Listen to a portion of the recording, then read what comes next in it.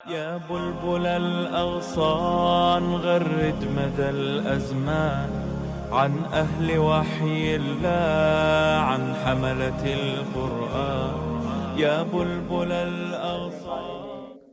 دو صورتیں ہیں، پہلی صورت الانبیاء ہے اور دوسری صورت الحج ہے۔ سورہ انبیاء میں اللہ تعالیٰ نے کئی انبیاء کا ذکر کیا ہے، اس لیے اس کا نام الانبیاء رکھا گیا ہے۔ اس صورت میں کیونکہ یہ مکی صورت ہے، اللہ تعالیٰ کی توحید، مشرکین مکہ کے رویے اور انبیاء علیہ السلام کی سیرت اور ان کے ساتھ کیا جانے والا سلوک، اس حوالے سے اس میں بات ہے۔ مشرکین مکہ، ان کا یہ تصور تھا کہ نبی علیہ السلام جس آخرت سے، جس حساب سے ہمیں ڈراتے ہیں، یہ ایک افسانہ ہے، اس کی حقیقت کوئی نہیں۔ دنیا کھیل تماشا ہے، دنیا میں ہم جو چاہیں کر لیں، کھیل لیں، اس کے بعد ہمیں کون پوچھنے والا ہے؟ اللہ تعالیٰ اس کا آغاز ہی اس بات سے کرتے ہیں، اقترب للناس حسابهم وهم فی غفلۃ معرضون۔ لوگوں کے حساب کا وقت قریب آ رہا ہے اور لوگ غفلت میں راز کیے ہوئے ہیں۔ کسی کو اس بات کی خبر ہی نہیں کہ اس نے مرنا ہے، بہت جلد اللہ کے سامنے پیش ہونا ہے اور وہ اللہ کے سامنے اپنی دنیا کا حساب پیش کرے گا۔ یعنی یہ ایک حقیقت ہے، انسان کی موت اور اس کا اللہ کے سامنے جواب دینا، لیکن انسان ان سب حقیقتوں کو جاننے کے باوجود غفلت میں پڑا ہے۔ مشرکین مکہ یہ اسے مذاق نہ سمجھیں یا اس بات کو دنیا والے افسانہ یا کہانی نہ سمجھیں، بلکہ یہ اللہ تعالیٰ کا فیصلہ ہے اور یہ بہت جلد حساب کا وقت قریب آنے والا ہے۔ نبی علیہ السلام کو یہ مذاق کرتے ہوئے یہ بھی کہتے تھے کہ آپ کی یہ جو دعوت ہے، یہ آپ جادوگر ہیں، یہ جادو ہے۔ اللہ تعالیٰ نے اس کا بھی جواب دیا کہ یہ شاعرانہ کلام نہیں ہے، یہ کوئی جادو نہیں ہے، اور نبی علیہ السلام کی اس حقیقت کو بھی واضح کیا کہ آپ اللہ تعالیٰ کے بندے ہیں، آپ انسان ہیں، اور آپ سے پہلے بھی کئی انسان وہ رسول بنا کے بھیجے گئے۔ اور اس میں مشرکین مکہ کا یہ رد ہے کہ آپ کو بشریت کی وجہ سے نبی اور رسول نہیں مانتے تھے کہ آپ بشر ہیں۔ اگر اللہ نے نبی بنانا ہوتا تو فرشتوں کو بناتا، جس طرح پہلی صورتوں میں بھی اللہ تعالیٰ نے ان کے اس اعتراض کا جواب دیا ہے۔ اس کے بعد اللہ تعالیٰ نے توحید پر ایک دلیل پیش کی کہ ایک اللہ کیوں ہے، ایک ہی اللہ عبادت کے لائق ہے۔ نبی علیہ السلام اور آپ سے پہلے انبیاء کی دعوت توحید کی کیوں ہے؟ اللہ فرماتے ہیں لَوْ كَانَ فِيهِمَا آلِهَةٌ إِلَّا اللَّهُ لَفَسَدَتَا۔ اگر دنیا میں اللہ کے علاوہ کوئی اور الہ بھی ہوتا تو فساد پیدا ہوتا۔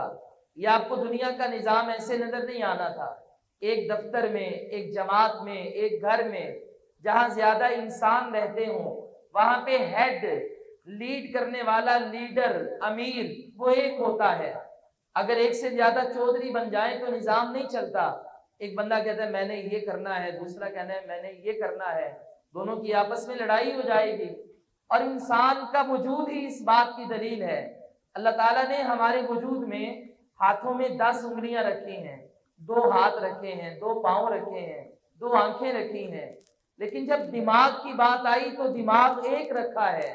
اگر ایک سے زیادہ دماغ ہوتے تو شاید ہمارا وجود صحیح طور پہ کام نہ کرتا۔ ایک دماغ یہ آرڈر پاس کرتا کہ تم نے آگے چلنا ہے، دوسرا کہتا نہیں تم نے پیچھے چلنا ہے، انسان کیسے کام کر سکتا تھا؟ تو اللہ تعالیٰ نے ہیڈ، لیڈر، دماغ وہ ایک رکھا۔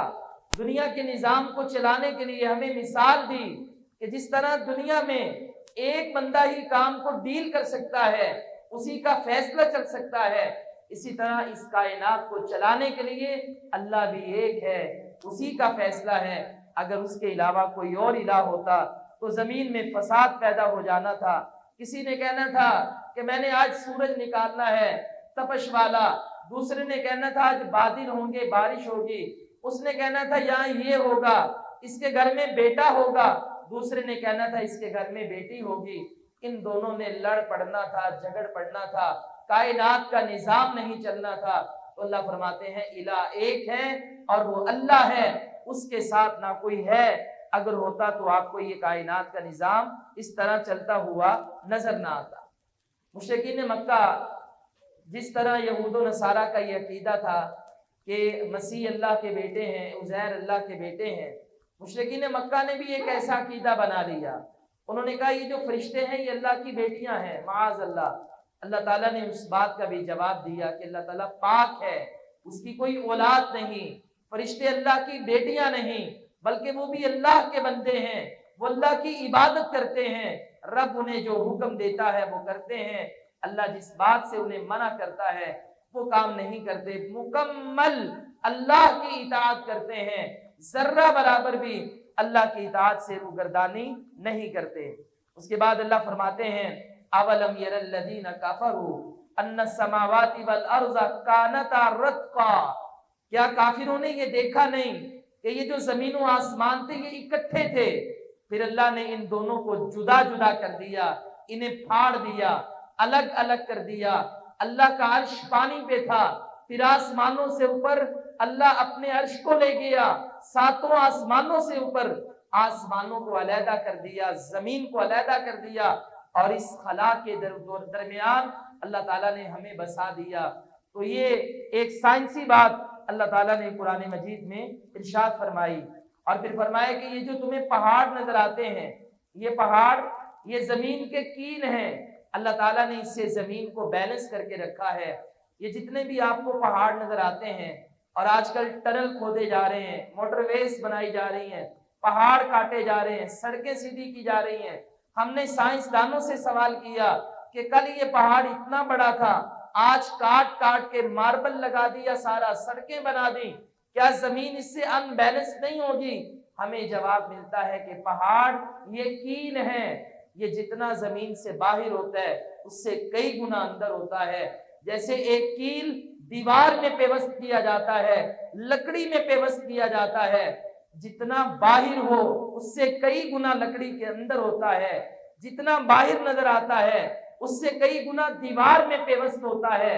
تو اللہ تعالیٰ ہمیں یہ بات سمجھانا چاہتا ہے کہ یہ جو پہاڑ تمہیں کئی کلومیٹر زمین کے اوپر نظر آتے ہیں، یہ تو زمین کے کیل ہیں، یہ کئی کلومیٹر زمین کے اندر ہیں، اور اللہ نے ان کے ذریعے زمین کو بیلنس کیا ہے۔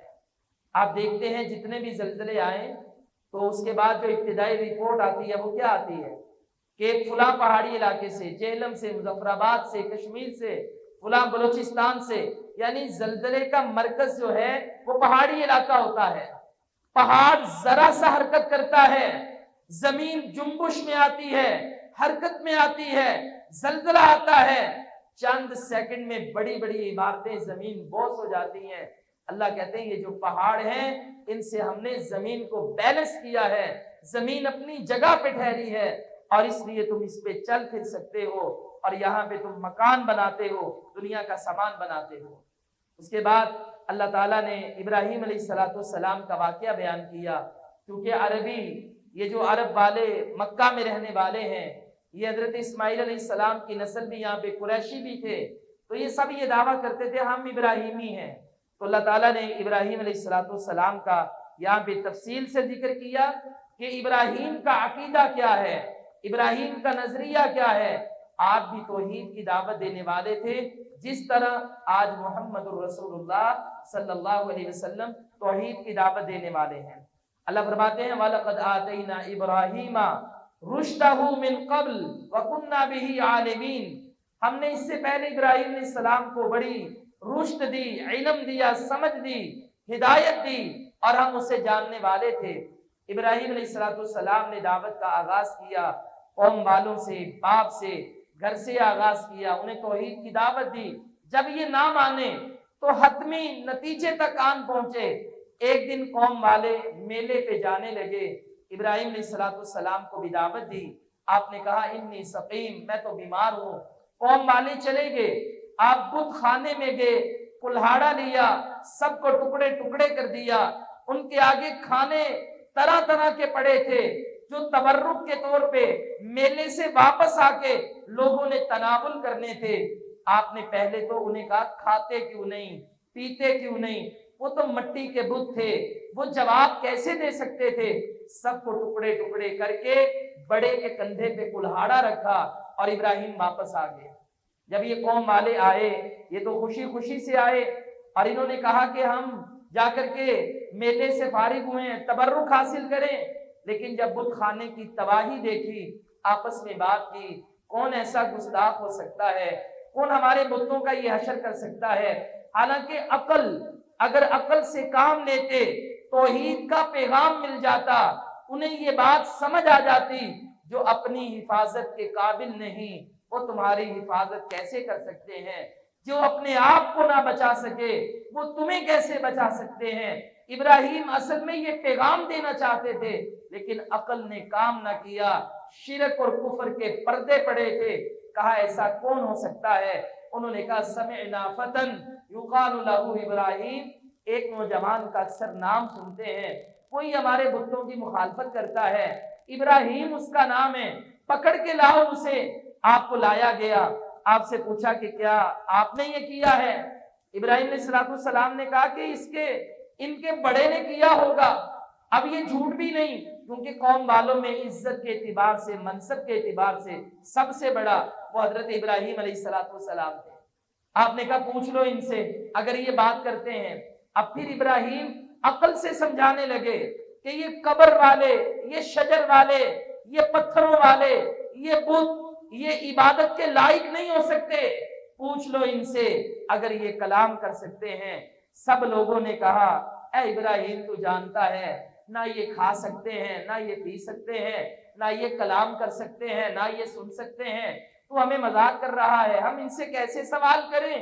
ابراہیم نے کہا ہاں یہی تو میں تمہیں سمجھانا چاہتا ہوں، جو کھا پی نہیں سکتا، جو سن نہیں سکتا، بول نہیں سکتا، جو اپنے آپ کی حفاظت نہیں کر سکتا، وہ عبادت کے لائق کیسے ہو سکتا ہے؟ اللہ کہتے ہیں قوم والے سارے شرم سے سر جھکا دیے، انہوں نے اپنے آپ کو اندر سے ملامت کی، یار آج کس بندے کے ہاتھ لگے ہیں، آج پلے ہی کچھ نہیں رہا، دلائل ہی نہیں رہے، شرمندہ ہو گئے۔ لیکن اکڑ تھی، تکبر تھا، ماننے کی بجائے، کلمہ پڑھنے کی بجائے، اطاعت کرنے کی بجائے، سبق لینے کی بجائے کہنے لگے نہیں، ہم اس کو عبرتناک سزا دیں گے جس نے ہمارے بتوں کے ساتھ یہ کیا۔ چنانچہ انہوں نے بڑی آگ جلائی، بہت بڑا آگ کا الاؤ جلایا، ابراہیم علیہ السلام کو اٹھایا اور اس میں پھینک دیا۔ آپ کے کلمات کیا تھے؟ حسبی اللہ و نعم الوکیل، مجھے میرا اللہ کافی ہے۔ اللہ تعالیٰ نے ادھر سے اعلان کر دیا قلنا یا نار کونی بردن و سلاما علی ابراہیم، اے آگ ہو جا ٹھنڈی، اتنا بھی ٹھنڈ نہیں کہ ابراہیم کو سردی لگے، سلامن سلامتی والی، معتدل۔ اور ابراہیم علیہ السلام آگ میں گئے، آگ میں چہل قدمی کر رہے ہیں، قوم والے حیران ہیں، پھینکا تو اس کو آگ میں ہے، یہ تو جیسے گلزار میں باغ میں چل رہا ہے۔ اللہ تعالیٰ نے اس آگ کو ٹھنڈا کر دیا، وہ آگ بجھ گئی، آپ آگ سے نکل کے واپس آ گئے۔ قوم والے حیران تھے، چاہیے تو یہ تھا اللہ کا یہ معجزہ دیکھ کر جو پیغمبر کو رب نے دیا کلمہ پڑھ لیتے، ایک اور موقع مل گیا، مگر پھر انکار کیا۔ تو ابراہیم علیہ السلام پھر ہجرت کر گئے، لوط جو آپ کے بھتیجے تھے انہیں بھی ساتھ لے گئے، عراق سے فلسطین میں چلے گئے اور پھر آگے آپ نے دعوت توحید کا کام کیا۔ اللہ تعالیٰ نے یہ واقعہ بیان کر کے نبی علیہ السلام کو دو باتوں کی تسلی دی۔ ایک تو مشرکین مکہ کو بتایا کہ جو محمد صلی اللہ علیہ وسلم کا مشن ہے وہی مشن ابراہیم کا تھا۔ دوسرا آپ کو تسلی دی، یہ آپ سے کچھ بھی کرنا چاہیں وہ اللہ تو آگ کو گلزار بنانے پہ قادر ہے۔ اے نبی، اللہ آپ کو ضرور مشرکین مکہ کے ظلم سے، سازشوں سے نجات عطا کرے گا۔ پھر اللہ تعالیٰ نے اور نبیوں کی بات کی کہ یہ نبی سارے بشر تھے، انسان تھے، جیسے انسان کو مشکلات پیش آتی ہیں انہیں بھی آئیں۔ لوط علیہ السلام کا ذکر کیا، نوح علیہ السلام کا ذکر کیا، ایوب کا ذکر کیا، کتنے سال بیماری میں پڑے رہے، اللہ سے دعائیں کرتے رہے، اللہ تعالیٰ نے انہیں شفا عطا کر دی۔ جب شفا عطا کی، آسمان سے سونے کی ٹڈیوں کی بارش بھی کی اور انہیں پہلی طرح بیویاں بھی، اولاد بھی، مال و زر بھی، سارا کچھ عطا کر دیا کہ بیماری ہمیشہ نہیں رہتی، بندہ مایوس نہ ہو۔ یہ اللہ کی طرف سے اتار چڑھاؤ زندگی میں آتے ہیں، بندے کو صبر کا دامن چھوڑنا نہیں چاہیے۔ پھر ایک اور پیغمبر کا ذکر کیا ہوا، ذَنُّونَ اِذ ذَهَبَ مُغَاضِبًا، وہ مچھلی والا، وہ جو اپنی قوم سے ناراض ہو کے چلا گیا، جس کو سمندر میں چھلانگ لگانا پڑ گئی، اللہ نے مچھلی کے پیٹ میں جگہ دے دی، وہاں پہ پیٹ میں اندھیرا، کھانے پینے کے لیے کچھ نہیں، سمندروں کے اندھیرے، رب کو آواز دی، لا الہ الا انت سبحانک انی کنت من الظالمین۔ اللہ کہتے ہیں فاستجبنا لہ ونجیناہ من الغم، یہ سمندر کے اندھیروں میں، مچھلی کے پیٹ میں کوئی ان کی خبرگیری کرنے والا نہیں، کسی کو پتہ ہی نہیں یونس کہاں چلے گئے، اللہ سننے والا تھا۔ وہ رب ایسے بھی سنتا ہے، وہ مچھلی کے پیٹ میں یونس کو دیکھ بھی رہا تھا، اس کی آواز کو سن بھی رہا تھا۔ یونس علیہ السلام نے رب کی تسبیح بیان کی، اللہ کہتے ہیں ہم نے اس کی آواز کو، دعا کو قبول کر لیا، اسے غم سے نجات دے دی۔ وَكَذَلِكَ نُنْجِي الْمُؤْمِنِينَ، ہم ایسے ہی مومنوں کو غموں سے نجات دیتے ہیں۔ آج بھی کوئی غموں کا مارا ہوا، کاروبار سے پریشان، کافروں کے ظلم و ستم کا شکار، دنیا کی پریشانیوں میں گھیرا ہوا، آج بھی کوئی رب کو آواز تو دے، اس طرح لا الہ الا انت سبحانک انی کنت من الظالمین کا وظیفہ تو پڑھے، دل سے رب کو پکارے۔ اللہ کہتے ہیں آج بھی ہم مومنوں کو ان غموں سے نجات دینے والے ہیں، آج بھی اللہ کو پکاریں۔ اس کے بعد داؤد علیہ السلام، سلیمان علیہ السلام کا بھی ذکر ہے، اس کو ہم آگے سورہ صاد میں بیان کریں گے۔ اس کے بعد سورہ الحج ہے، یہاں پہ تو اللہ تعالیٰ نے اس سورت میں ذکر کیا کہ لوگوں کے حساب کا وقت قریب ہے۔ سورۃ الحج آدھی مکے میں نازل ہوئی، آدھی مدینہ میں نازل ہوئی۔ اس کے آغاز میں اللہ تعالیٰ فرماتے ہیں یا ایھا الناس اتقوا ربکم، اے لوگوں اپنے رب سے ڈرو، ان زلزلۃ الساعۃ لشیء عظیم، ایک قیامت رونما ہونے والی ہے، وہ زلزلہ کوئی معمولی نہیں ہے، بہت بڑا ہے، ایسا خوفناک منظر ہوگا، مائیں اپنا حمل گرا دیں گی، دودھ پینے والی عورتیں، مائیں جو بچوں سے بڑا پیار کرتی ہیں، ایک لمحے کے لیے بچوں کو جدا نہیں کر سکتی، کل قیامت والے دن وہ بھی بچوں کو پھینک دیں گی، نوجوان بوڑھے ہو جائیں گے، ہر ایک پہ نفسا نفسی کا عالم ہوگا، کوئی کسی کو جاننے والا نہیں ہوگا، لوگ ایسے ہوں گے جیسے نشے کی حالت میں، سمجھ ہی نہیں آ رہی، ہر بندہ اپنی مستی میں مارا مارا پھر رہا ہوگا۔ اللہ کہتے ہیں وَمَا هُمْ بِسُكَارَىٰ، لوگ نشے میں نہیں ہوں گے، وَلَٰكِنَّ عَذَابَ اللَّهِ شَدِيدٌ، دراصل اللہ کا عذاب بڑا سخت ہوگا، اور اس قیامت والے دن ہر بندے پر اللہ کے عذاب کا خوف ہوگا۔ اللہ تعالیٰ اس صورت میں مشرکین مکہ سے لے کر قیامت تک آنے والے سب لوگوں کو حقیقت بیان کرنا چاہتا ہے۔ پھر اللہ نے انسان کی حقیقت بیان کی، اے انسان تو کیا ہے، تجھے ہم نے مٹی سے پیدا کیا، ایک پانی کا قطرہ تھا، پھر ایک گوشت کا لوتھڑا بن گیا، پھر ہڈیوں کا ڈھانچہ بن گیا، پھر گوشت کا لباس پہنا دیا، پھر تجھ میں روح پھونک دی، پھر تو بچپن میں تھا، پھر تو جوان ہوا۔ اللہ فرماتے ہیں پھر ہم تمہیں الی ارذل العمر، بڑھاپے کی عمر میں تمہیں لے جاتے ہیں، پھر تم مر جاؤ گے، پھر قیامت والے دن دوبارہ اٹھائے جاؤ گے۔ اللہ ایک آیت میں یہ سارا منظر بیان کر کے انسان کو یہ سمجھانا چاہتا ہے، غرور کس بات کا، تکبر کس بات کا، تیری ابتدا کیا ہے، تیری انتہا کیا ہوگی، تیرا اپنا کچھ نہیں، تو اللہ کا بندہ ہے، پھر اس اللہ سے اور روز قیامت سے تو غافل کیوں پھرتا ہے؟ یعنی انسان آئے اور اللہ تعالیٰ کے سامنے سر جھکا لے، یہی اللہ تعالیٰ کا پیغام ہے۔ اس کے بعد اللہ تعالیٰ نے ابراہیم علیہ السلام کا ذکر کیا، جب انہوں نے بیت اللہ بنا لیا، اس کا نام رکھا ہے سورت کا الحج۔ جب بیت اللہ تعمیر کر لیا تو اللہ تعالیٰ نے کہا اذن فی الناس بالحج، ابراہیم پہاڑ پہ چڑھ جاؤ، آواز دو۔ اللہ کس کو آواز دوں، یہ تو جنگل بیابان ہے، کہا حج کی اذان دے دے، اذن، اذان دو، پیغام دو لوگوں کو حج کا۔ اللہ ہوگا کیا؟ اللہ کہتا ہے تیری آواز میں دنیا کے کونے کونے تک پہنچاؤں گا، لوگ اس گھر کو پیدل بھی چل کے آئیں گے، سواریوں پہ بھی آئیں گے، गलियों वादियों कोनों खुदरों से आएंगे। इब्राहिम ने तब सदा दे दी, क़यामत तक के लिए वो रब का घर आबाद हो चुका है। कोनों कोनों से लोग जाते हैं, हज के लिए जाते हैं, पैदल भी जाते हैं, सवारियों पे भी जाते हैं। अल्लाह ने इब्राहिम अलैहिस्सलाम की इस मेहनत को कबूल करते हुए उस घर को क़यामत तक के लिए आबाद कर दिया है। मैं तो अक्सर कहा करता हूँ, इब्राहिम अलैहिस्सलाम का खुलूस कितना होगा। घर बना दिया इतना खुलूस के साथ कि अल्लाह ने आज तक उसको रौनकों से मुज़य्यन कर दिया है। कितना खुलूस होगा। क़यामत तक के लिए उस घर को, वहां पे जितने लोग हज करें, उम्रे करें, नमाजें पढ़ें, सबका सवाब हजरत इब्राहिम अलैहिस्सलाम और इस्माइल को जाता है। क्यों? इस घर को दोबारा बनाने वाले, आबाद करने वाले, सफाई सुथराई का ख्याल करने वाले और हज को जारी करने वाले ये लोग थे। अल्लाह ताला ने इनके लिए ये सब कुछ जारी कर दिया। उसके बाद अल्लाह फरमाते हैं, लोगों अपने दिफा के लिए आप असलहा तैयार रखो, तैयारी करो। उज़िना लिन्नास, लोगों को इस बात की इजाजत दे दी गई। किस बात की?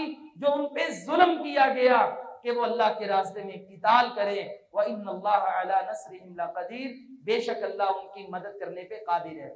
ये हिस्सा सूरत का मदीना में नाजिल हुआ और मुसलमानों को जिहाद का हुक्म मिला और उसके बाद मुसलमानों ने जिहाद किया। आखिर में अल्लाह ताला फरमाते हैं, शिरक करने वालों को चैलेंज है, या अय्युहन्नास ज़ुरिबा मसलुन फस्तमिऊ लह, लोगों एक मिसाल बयान की जाती है, कान खोल के सुनो। कि जिनको तुम अल्लाह के सिवा माबूद मानते हो, इन्हें चैलेंज है, इंसान पैदा करने का नहीं, ऊंट पैदा करने का नहीं, बकरी पैदा करने का नहीं, एक छोटा सा जानवर हशरात मक्खी पैदा करने का। अल्लाह कहते हैं ये जरा मक्खी पैदा करके दिखा दें। अगर कोई मक्खी पैदा कर सकता है वो इबादत के लायक है, अगर मक्खी भी पैदा नहीं कर सकता तो इबादत के लायक नहीं हो सकता, वो सिर्फ अल्लाह है। अल्लाह कहता है ये नहीं कर सकते, चलो अगला चैलेंज ले लो, ये मक्खी जो खाने से उठा के ले जाए, जरा यही इससे छुड़ा के दिखा दो, इसके मुंह से निकाल के दे दो। तुम्हारे हलवे की प्लेट से मक्खी जो उठा के ले जाए, उन जर्रात को वापस लौटा दो।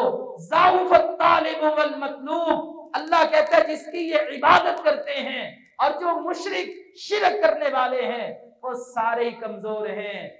अल्लाह का हक जिस तरह था अदा नहीं कर सके। अल्लाह रब्बुल आलमीन एक मक्खी की मिसाल देकर इंसान को तौहीद समझाना चाहता है कि पैदा करने वाला, रिस्क देने वाला अल्लाह है। और आखिर में कहा कि तुम सब इब्राहिम की मिल्लत पे चलो, वो तुम्हारा बाप है, वो जद्दुल अंबिया है, इमामुल मुवहिदीन है, और अल्लाह ने तुम्हारा नाम मुसलमान रखा है। हम सब मुसलमान हैं, हमारा असलन नाम भी मुसलमान है, लेकिन कुछ सिफाती नाम है। अल्लाह ने वो सिफाती नाम सहाबा को भी दिए। आज भी हम कुफर और शिरक में, बिदअत और सुन्नत में तमीज करने के लिए अगर कोई अपना सिफाती नाम रख भी ले तो कोई हर्ज नहीं, वगरना असल हमारा नाम और पहचान वो ये है कि हम मुसलमान हैं। वसम्माकुमुल मुस्लिमीन। अल्लाह ताला अमल की तौफीक दे। व आखिरु दावाना।